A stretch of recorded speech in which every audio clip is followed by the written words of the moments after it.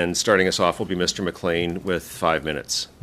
Well, thank you very much to all the witnesses. I'm going to start because we always have this confusion when we're drafting these reports, and my colleagues will know this. Nobody comes up with definitions. So I'm going to ask Mr. Baldwin, first of all, can you please give me what your definition of a just transition is? I was going to defer to my colleague. It's all you. Mr. Baldwin, time is short here. Please answer. Yeah, so I think we've talked about it today. These are economic transitions that meet climate targets, that provide people who are transitioning for opportunity or as a result of disruption with the kind of jobs that allow them to support their family, meet their obligations, and have dignified work. Thank you very much. We'll note that. Industries are moving their skill set requirements forward to address the jobs they think they require. And many of those jobs will be the result of changing government regulations. And government is changing regulations, and they're adjusting. But now they've got a new study here that's going to say, well, here's the just transition layered on top of what they're looking for here, which is foresight, line of sight on what those jobs are, and they're trying to meet them.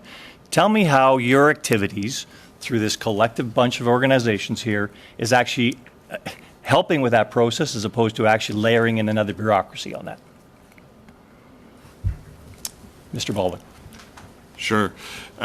Future Skills Center is a partnership, but a pretty lean organization.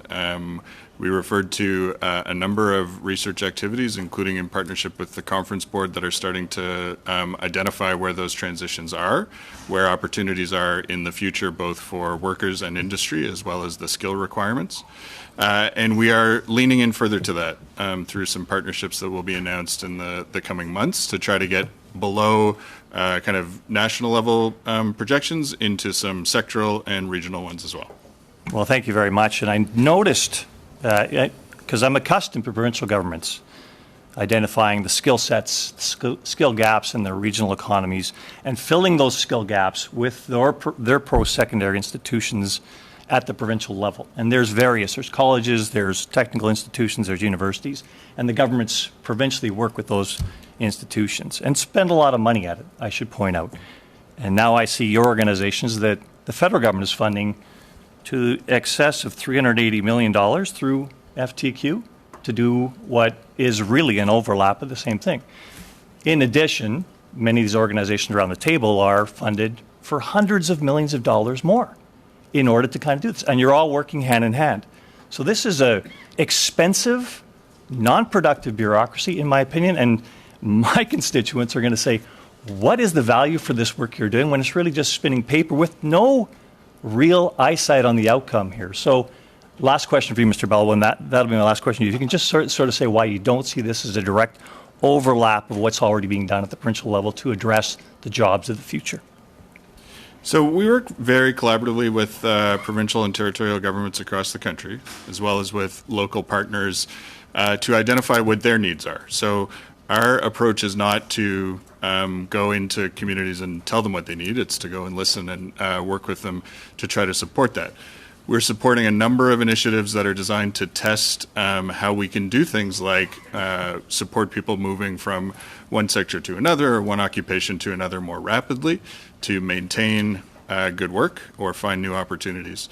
We talked about an initiative in Calgary with Calgary Economic Development. That was one that was developed by those partners, CED, with the post-secondary institutions in the city to meet a need that they had identified. Thank you, Mr. Baldwin. I'm not sure that answered the question I asked, but I appreciate it nonetheless.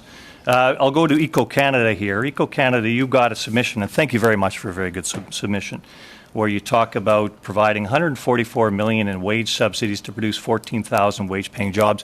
Quick math, $10,000 per job, none of which may have stuck, but that's what it is. There's also other studies that say it's $20,000 per job.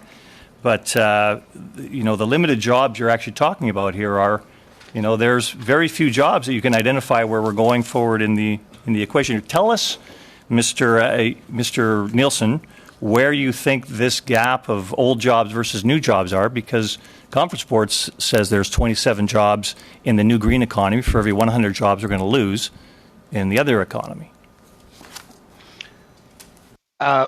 Sorry, I didn't quite get what the question was there. So we have given, was it about a math question or because It is we a have math support? question.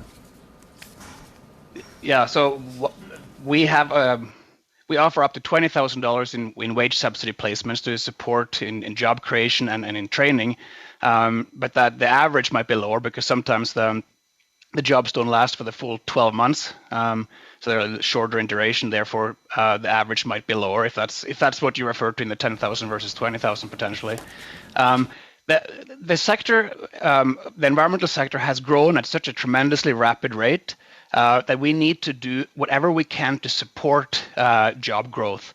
And that's what we're focusing on. Employers come to us all the time saying we don't have enough people. They have started reducing the skills requirement of the people they hire because they're desperate. We're post-pandemic now when it comes to the economy. More and more organizations have more project volume than they can handle, and they need people, and that's why they come to us. That's why these wage subsidy programs are really great to help them get the people they want, help them train them, and help them bring them up and offload or take away a little bit of the development costs that they are faced with. Okay, we're over time on that one, so I'm going